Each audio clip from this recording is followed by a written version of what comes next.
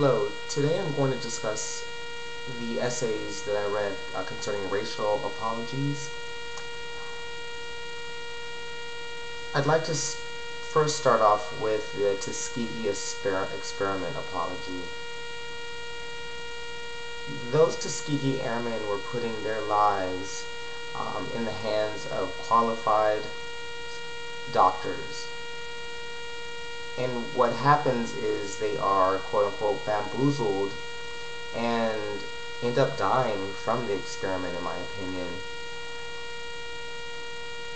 Clinton apologizing for this horrible crime, because it was a crime, is to me is an empty apology because it's done. He didn't do it. Presidents in the past did it. He can apologize for what happened, but he cannot take back the past. An apology is just that. It's just saying, quote unquote, I'm sorry for what I did. There's that old saying, I can forgive, but I can't forget. That's the quote that sticks in my head, especially for the Tuskegee apology. The slavery apology, I just can't accept that as either. I will say that I am a bit biased because I'm African American and my ancestors went through more atrocities than anyone could ever imagine. Being hung, being treated like dirt. Once again, you can forgive, but you can't forget. Clinton's apologies, in my opinion,